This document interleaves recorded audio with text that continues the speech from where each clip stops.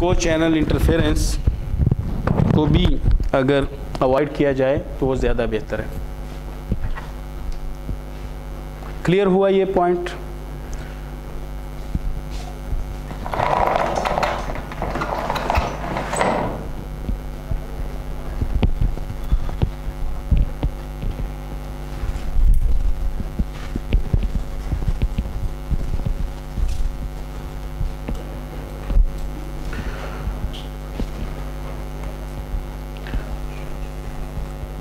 अब वही एक्साइटेशन की बात हम दोबारा करते हैं जो पहले हम कर रहे थे। एक्साइटेशन एक तो वे ये है कि हम इस सेल को या इसी तरह जो साथ वाले दूसरे सेल मौजूद हैं, तो इस तमाम सेल्स को हम सेंटर में एक्साइट करें और ओमनी डायरेक्शनल एंटेना यूज़ करें। तो उसी तरह ये पूरा जो सेल है तो इसकी बाउंड्रीज़ क्लियरली ये बाउंड्रीज़ होंगी और यूज़र्स को मोबिलिटी दे दी जाएगी टोटल सेल में। ये एक पुराना मेथड था जो यूज़ होता था ओमनी डायरेक्शनल एंटेनास के साथ, मगर कोई भी दुनिया में परफेक्ट ओमनी डायरेक्शनल एंटेना नहीं होता। जो हमारे पास वायर एंटेना है जिसे हम डायपोल कहते हैं, तो डायपोल भी परफेक्ट ओमनी डायरेक्शनल एंटेना नहीं है। और बाकी जितने भी माइक्रोस्ट्रिप एंटेनाज हैं या दूसरे एंटेनाज हैं वो तो होते ही नहीं हैं ओमनी डायरेक्शनल। या हॉर्न एंटेना हॉर्न्स हैं तो वो तो डायरेक्शनल होते हैं। तो ओमनी डायरेक्शनल एंटेना परफेक्ट कोई भी नहीं है, मगर फिर भी एक डायपोल के साथ हम एक ओमनी डायरेक्शनल एंटेना का कॉन्सेप्ट डेवलप करते हैं। तो वो बेस स्टेशन दरमियान में लगा लिया जाता था और कवरेज दी जाती थी। वो काफ़ी इजी सा सलूशन था। मगर अब उसके बजाय एज एक्साइटेशन का कॉन्सेप्ट बढ़ रहा है। तो उसमें एज एक्साइटेशन में क्योंकि ओमनी डायरेक्शनल एंटेना की बजाय एक परफेक्ट डायरेक्शनल एंटेना हॉर्न के ज़रिए या फिर माइक्रोस्ट्रिप एंटेनास के ज़रिए बनाया जा सकता है या एरे यूज़ की जा सकती है एक डायरेक्शनल एंटेना के लिए। तो एंटेना एरे यूज़ करके या कोई भी कॉन्सेप्ट यूज़ करके जब एंटेना बनाया जाता है तो 120 डिग्री की कवरेज एक साइड पर, इसी तरह 120 डिग्री की कवरेज इस सेक्टर में और 120 डिग्री की कवरेज इस सेक्टर में देकर सेक्टराइजेशन की जाती है। तो इसको सेक्टराइजेशन कहते हैं, जो सेलुलर मार्केट में इस वक्त सबसे ज़्यादा पॉपुलर है एक्साइटेशन के लिए। सेक्टराइजेशन आपने देखा होगा बेस स्टेशन इस के ऊपर जो टावर्स भी होते हैं तो इस तरह की एक अरेंजमेंट होती है जिसमें इस साइड पर भी एंटेनाज होते हैं और इस साइड पर भी। तो असल में ये 120 डिग्री को ये कवर कर रहे हैं और 120 डिग्री को दूसरी तरफ और इसी तरह। और हर एक में डिफरेंट फ्रीक्वेंसीज़ भी दी जाती हैं ताकि क्योंकि सेम फ्रीक्वेंसी वाला जो यूज़र है को चैनल यूज़र, ताकि फिर उसे इंटरफेरेंस ना मिले साथ वाले रीजन में। मसलन अगर यहाँ पर कोई बिल्डिंग है तो ये वाले सिग्नल यहाँ से रिफ्लेक्ट होके तो इस तरफ को चले जाएंगे। तो अगर सेम फ्रीक्वेंसी हम देंगे इस तरफ तो फिर तो वहाँ उन यूज़र्स को प्रॉब्लम होगी। तो फिर इसमें क्या किया जाता है कि डिफरेंट फ्रीक्वेंसीज़ दे दी जाती हैं। इस तरह इनको 3 सेल्स कहा जाता है instead of just a single cell. So 3 cells are being excited by a single tower. तो 3 ट्रांसीवर, तो एक BSC उसके नीचे होती है, उसके साथ 3 ट्रांसीवर लगे हुए हैं। 3 BTS बेस स्टेशन तो उसी नहीं, अब सेंटर में नहीं है ना। जब सेल प्लान किए गए तो एज एक्साइटेशन दी जा रही है। नहीं, वो तो पहले वाला था ना, सेंट्रली एक्साइटेड। अब ये एज एक्साइटेड है। इसी तरह अब इस वर्टेक्स को यूज़ करने की बजाय ये वर्टेक्स यूज़ किया जाएगा। इसी तरह इस तरफ को कवरेज दे दी गई ऐसे। फिर ये वर्टेक्स छोड़ दिया जाता है और ये वाला वर्टेक्स यूज़ होता है। तो इसी तरह इस तरफ को कवरेज और इस तरफ को कवरेज और इस तरफ को कवरेज।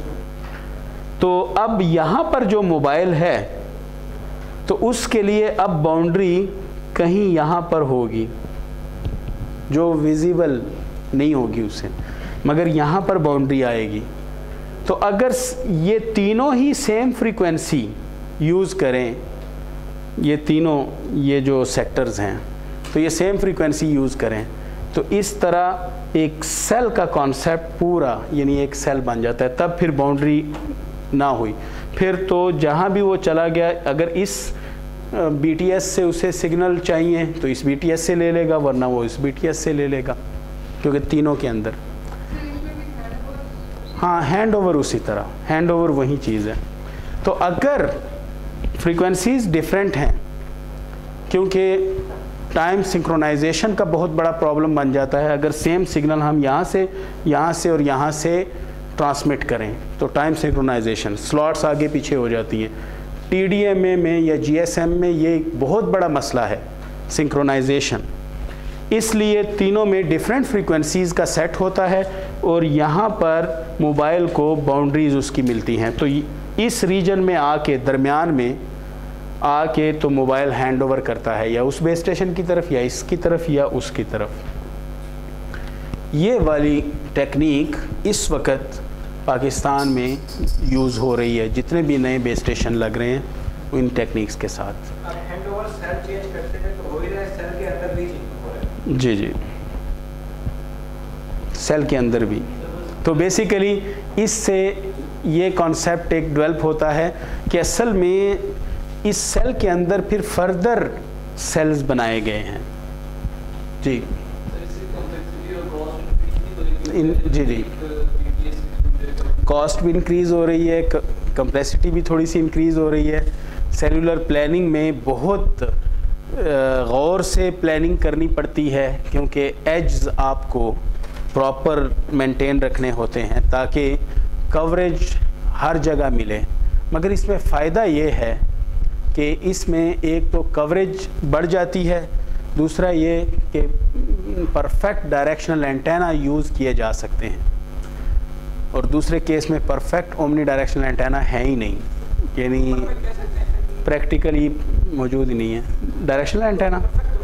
नहीं, उसे तो कम से कम ओमनी डायरेक्शनल की निस्बत तो ज़्यादा बेहतर डायरेक्शनल बनाया जा सकता है। जी, और किसी का कोई क्वेश्चन?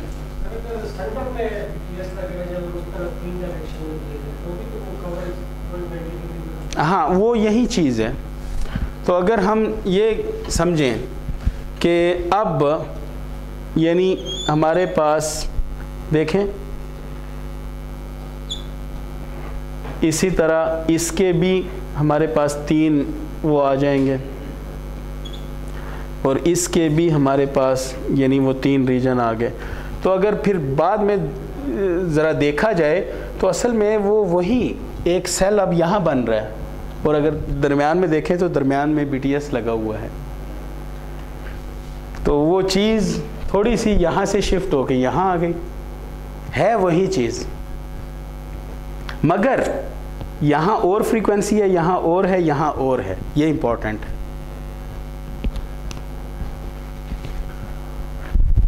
तो 2 मेथड अभी तक यूज़ हो रहे हैं। इसके अलावा यानी जैसे 120 डिग्री सेक्टर्स, ये सबसे ज़्यादा पॉपुलर है पाकिस्तान में, इस वक्त यही यूज़ हो रहा है। मगर बाज़ औक़ात ऐसा होता है कि कोई टेरेन कंडीशन ऐसी आ जाती है, लैंडस्केप ऐसा होता है, जैसे यहाँ पर अगर कहीं जंगल आ गया है या कुछ और, या कोई कोस्टल एरिया है, सी रीजन है, तो फिर प्योर डायरेक्शनल एंटेना प्रोवाइड कर दिए जाते हैं ताकि यहाँ तो ज़रूरत ही नहीं है। तो ज़्यादा डायरेक्शनल एंटेना 120 डिग्री से कम बीम विड्थ के एंटेनाज यूज़ किए जा सकते हैं। इसलिए मैं वही कहता हूँ कि जो प्रैक्टिकल रियलिस्टिक सेल्स की ज्योमेट्री है वो जो आप बोर्ड पर बनाएंगे या पेपर पर बनाएंगे उससे डिफरेंट हो सकती है। और जब सेलुलर प्लानिंग की जाती है और उसके बाद इंस्टॉलेशन की जाती है, तो इंस्टॉलेशन के बाद ऑप्टिमाइजेशन चेक किया जाता है। उसमें फिर किसी बेस स्टेशन पर पावर कम और ज़्यादा करके सेल्स के रेडियस को आगे पीछे किया जाता है, मगर उसको प्रॉपरली मैनेज किया जाता है, मेजरमेंट्स के साथ उसे किया जाता है। तो इस तरह फिर इर्रेगुलर शेप्स के सेल बन जाते हैं जो प्रैक्टिकल होते हैं, मगर थ्योरेटिकली ये सारा काम परफॉर्म किया जाता है पहले। Now the simple calculation that we have already maintained in this case, ये जो न्यूमेरिकल हमने किया है तो उसके मुताबिक अब हम सेलुलर प्लानिंग करना चाहते हैं। हमारे पास कुछ सेल्स की एक तादाद दे दी गई है। अब हम ये चाहते हैं कि को चैनल सेल्स हम ढूंढें।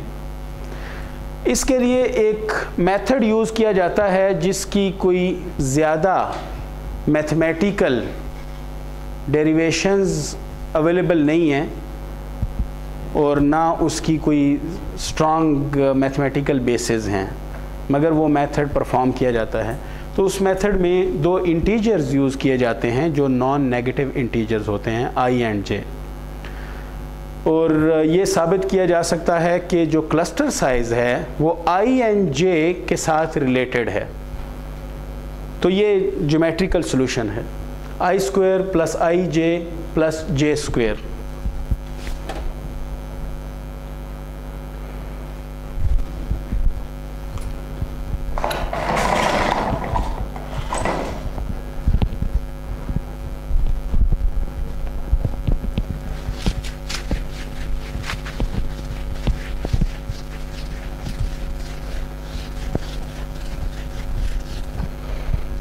तो non negative integers i and j, मसलन n अगर हमारे पास 7 है तो i की वैल्यू वो 2 और j की वैल्यू अगर 1 रखें तो n is equal to i square plus i j plus j square.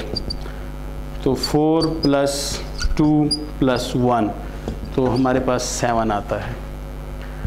तो ये रिलेशनशिप है, मगर सिर्फ एक ऐसा क्लस्टर साइज़ जो यूज़ किया जाता है realistically by the cellular operators, मगर वो इंटरप्रेट नहीं किया जा सकता इस फार्मूला के साथ, और वो है 4 की मैथमेटिकल बेसिस नहीं है। मगर 4 के बाद फिर 7 और फिर 7 से ऑनवर्ड जितने भी क्लस्टर साइजेस हैं सबको इस फार्मूला की बेसिस पर उसे इंटरप्रेट किया जा सकता है, उसे एक्सप्लेन किया जा सकता है आई एन जे के साथ। और i and j non negative integers हैं जिनकी अपनी कोई हैसियत नहीं है, दोज आर आर्बिट्रेरी। मसलन इसके बाद 7 के बाद अगला जो क्लस्टर साइज़ जो पॉसिबल है तो वो कौन सा होगा? जब हम j को भी 2 रखेंगे तो वो 12 हो जाएगा।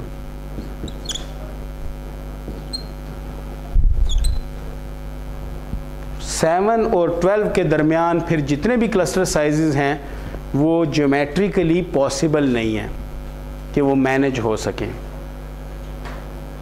और जो इस फार्मूला के तहत आएंगे वो सारे मैनेज हो सकते हैं, मगर एक जो मैनेज हो सकता है वो 4 है, मगर वो इस फार्मूला पर पूरा नहीं उतरता, मगर वो यूज़ होता है। उसे आप हिट एंड ट्रायल के ज़रिए ख़ुद ही मैनेज करते हैं। अब अगर हम 7 को मैनेज करना चाहते हैं तो 7 के केस में हमारे पास I 2 है और J 1 है। तो इसका तरीक़ाकार क्या है? कोई एक हम सेल ले लेते हैं, जैसे ये सेल है, इसमें हम A सेट ऑफ फ्रीक्वेंसीज़ रखना चाहते हैं। तो हमारे पास अगर 7 है तो हमारे पास A, B, C, D, E, F, G 7 sets of frequencies होंगे। उनमें से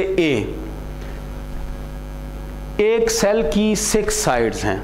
आप सेल के सेंटर से किसी एक साइड पर चल पड़ें तो जैसे आप एक कंप्लीट सेल को पूरा करेंगे जो कि 2r' के बराबर है, एक सेल का जो डायमीटर है वो 2r' के बराबर है, 2r के बराबर नहीं है, 2r' के बराबर।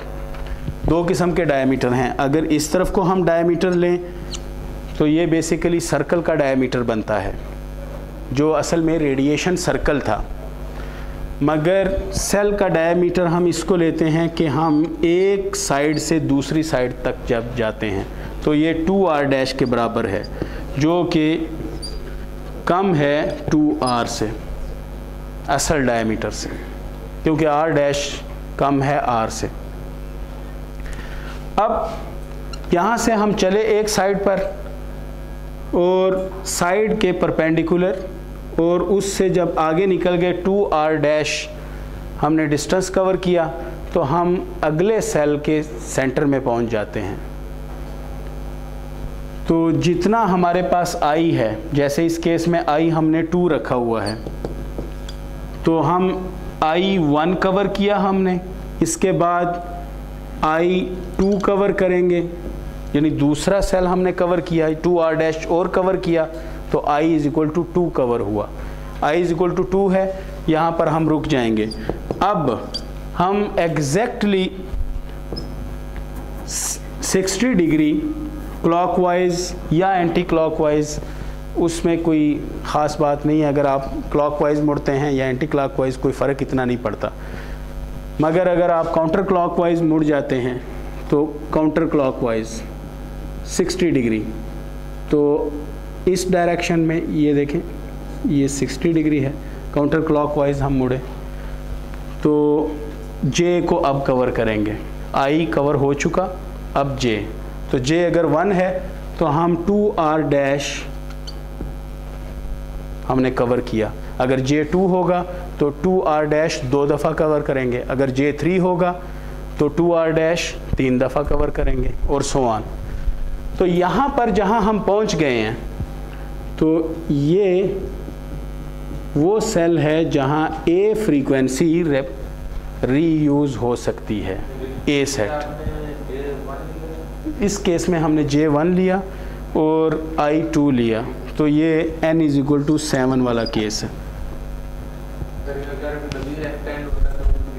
तो फिर तो आप मज़ीद एक्सटेंड कर सकते हैं। जैसे ये जो केस एक्सप्लेन हुआ है तो ये बेसिकली 12 वाला केस एक्सप्लेन हुआ है, 19 वाला केस एक्सप्लेन हुआ है। तो 19 वाले केस में J2 है, I3 है। तो देखें यहाँ से पहला I, दूसरा I, ये तीसरा I, फिर उसके बाद 60 डिग्रीज हम एंटी क्लॉकवाइज या काउंटर क्लॉकवाइज मुड़ गए, इस तरफ को आ रहे थे, यहाँ से 60 डिग्रीज हम इस तरफ को मुड़ गए, तो फिर 1 2, तो J2 कवर हुआ। तो ये A, ये A सेट।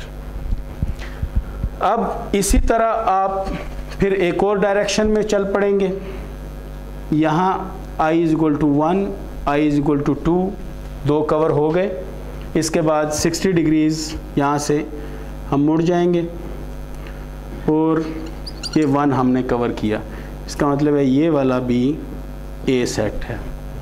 इसी तरह इस तरफ को हम आते हैं 1 2 और फिर इस तरफ को मुड़ते हैं तो ये भी A सेट है। इसी तरह इस तरफ को आते हैं 1, ये 2 और फिर यहाँ से हम 60 डिग्रीज मुड़े तो ये भी A सेट है। फिर 1 2 और फिर उसी तरह 60 डिग्रीज मुड़े तो ये A सेट, और इस तरफ को भी चले 1 2 और फिर उसी तरह इस तरफ को मुड़े तो ये A सेट। इस तरह आप देखें कि हमारे पास सेंटर में A है और उसके नेबरिंग उसी तरह के सेट आ गए। अब अगर ये A है इसको आप बी कहते हैं, तो इसके साथ वाला भी उसी तरह ये बी होगा, इसके साथ वाला भी बी होगा, इसके साथ वाला भी बी होगा, इसके साथ वाला भी बी, और इसके साथ वाला भी बी, और ये भी बी। इसी तरह ये सी है तो इससे नीचे वाले भी सी, और सो ऑन। तो यही स्ट्रक्चर सारा रेप्लिकेट होगा, C D E F G, तो इनका भी उसी तरह डी ई एफ जी। इस तरह टोटल एरिया कवर हो जाएगा और प्रॉपरली वो को चैनल सेल्स वो अवेल हो जाएंगे। जी हो जाता है, भाई की वैल्यू पूरा 4 वाला बनता है। जी जी, पूरा 4 वाला उस तरीके से बनता है, मगर हम कहते हैं कि नॉन इंटीजर्स यानी नॉन नेगेटिव इंटीजर्स हैं, ठीक है। 0 को हम उसमें नहीं गिनते।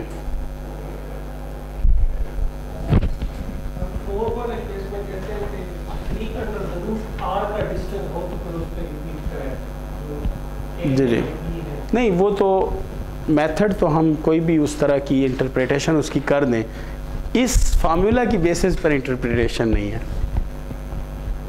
ठीक है। बाकी तो वो एग्जैक्ट क्लस्टर साइज बनता है। तो आपको एक छोटा सा ये यानी 1-2 छोटी सी असाइनमेंट्स हैं, और ये असाइनमेंट सबमिट आपने नहीं करनी, ये आपके पास ही रहेंगी, आप अपने खुद ही घर पर इसको कर लें।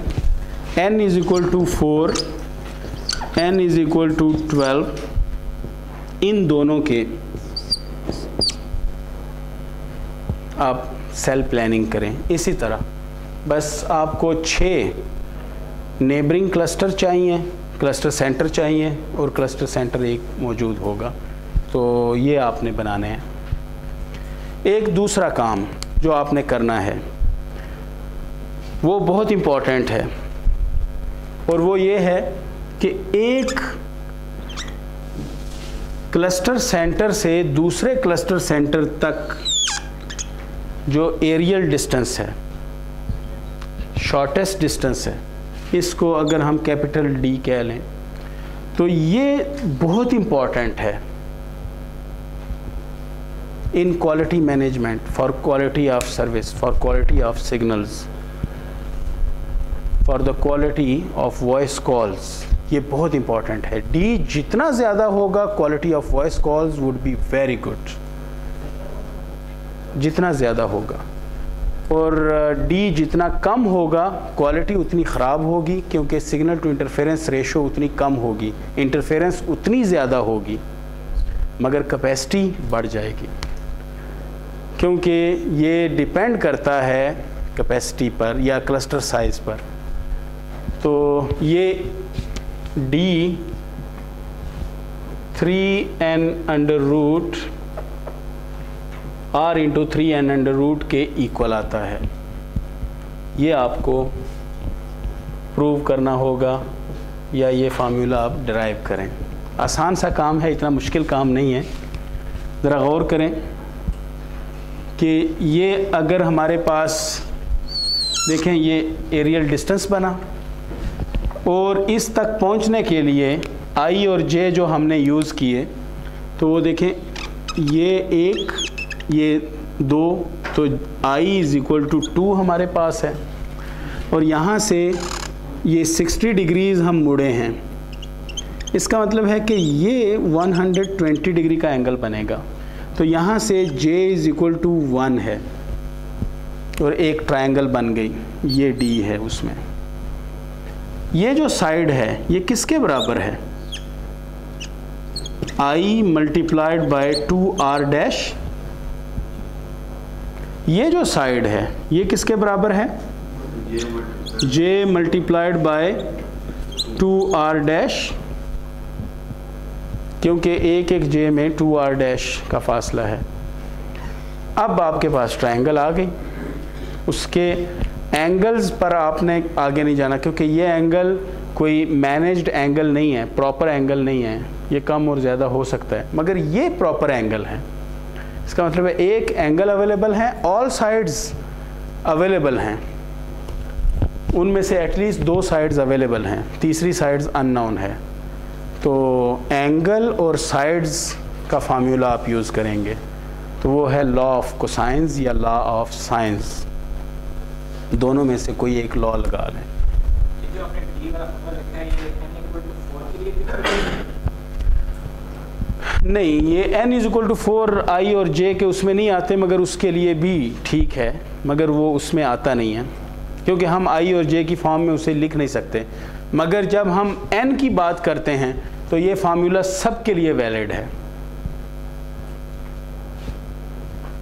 मगर ये आप थोड़ा सा जब फिज़िकल ज्योमेट्री आपके पास आ जाए, आपने ये वाला पहली असाइनमेंट करनी है, उसमें आपने क्लस्टर ख़ुद बनाने हैं। तो क्लस्टर जब बना लें तो डिस्टेंस जितना आ जाए तो उस डिस्टेंस को आप मेजर करें। n इज इक्वल टू 4 के केस में मेजर करें, फिर फार्मूला से चेक करें। n इज इक्वल टू 12 के केस में मेजर करें, फिर फार्मूला से चेक करें क्या सही आ रहा है आपके पास या नहीं। तो ये डिस्क्रिपेंसी के बारे में थोड़ा सा लिखें आप, या एग्ज़ाम में आपको लिखना पड़ जाएगा। जी जी जी नहीं, मैंने बताया ना कि वो सही इसलिए नहीं आएगा क्योंकि i square plus i j plus j square n के equal n is equal to 4 के केस में नहीं है। तो मैं कहता हूँ जस्ट डिस्क्रिपेंसी के बारे में आप लिखें ना। जी जी, सीधी लाइन आपने जस्ट मेजर करनी है, ठीक है। तो इसको डिराइव करना है आपने लॉ ऑफ साइंस, बाकी तो सब कुछ हो गया है, जस्ट आपने लॉ ऑफ कोसाइंस यूज़ करना है। कर लेंगे ये काम, क्योंकि फिर वहाँ नहीं करते तो आपको एग्ज़ाम में करनी पड़ेगी, तो एक ही बात है, तो एग्ज़ाम में कर लेना। तो घर में अगर आप कर लेते हैं तो अच्छी बात है। जी, क्विज़ मिड टर्म के बाद ही होंगे और 2 ही क्विज़ हम लेंगे। तो क्विज़ के बारे में थोड़ा सा ये है कि अगर हम 3 क्विज़ ले लेते हैं तो उसका फ़ायदा है आप लोगों को, मगर क्विज़ के लिए टाइम निकालना, क्योंकि बाज़ लोग बाज़ औक़ात नहीं आ सकते और ग्रेजुएट लेवल पर हम इतना ज़्यादा फोर्स भी नहीं करते कि वो रोज़ाना क्लास अटेंड करें। फिर बहुत सारे लोग असल में जॉब्स भी करते हैं, तो वो जॉब से आते हैं, अपनी जॉब्स के बाद आते हैं और बाज़ औक़ात वो अपनी असाइनमेंट्स की वजह से, यानी अपनी जॉब की असाइनमेंट की वजह से वो पहुंच नहीं पाते। तो इसलिए मिनिमम नंबर ऑफ़ क्विज़ेज़ की ऑप्शन रखी गई है। तो एक काम हो सकता है कि क्विज़ेज़ की वेटेज को थोड़ा सा कम हम करते हैं, 15% कर लेते हैं और फाइनल को 50% कर लेते हैं। तो फाइनल में क्योंकि आप लोग अपनी जॉब की असाइनमेंट छोड़ के अच्छी तरह तैयारी करते हैं, अंडरग्रेड की क्लास नहीं है कि सेशनल पर ज़्यादा तवज्जो दी जाए, तो ग्रेजुएट की क्लास है। तो 50% का फाइनल और 15% के 2 क्विज़ होंगे, तो टोटल 30% और प्लस 20% मिड टर्म, तो इस तरह टोटल 100% हो जाएगा। ठीक है, तो आपने ये डिराइव करना है, ठीक है। इसके अलावा डेरिवेशन, सिंगल सेल की डेरिवेशन इम्पॉर्टेंट है, और फिर थोड़ी सी सेल ज्योमेट्री आपने यूज़ करनी है इनके लिए। तो एग्ज़ाम में शायद सेल ज्योमेट्री का यूज़ भी आपको दिया जाए, इसलिए तैयारी आप करें। सेल ज्योमेट्री ख़ुद आप प्रैक्टिकली करें। आपको सेल शायद ना बनवाए जाएं, मगर बने बनाए सेल दे दिए जाए जी, पेपर पर। प्रैक्टिकल सेल्स भी आप फील्ड में जाके बनाएंगे।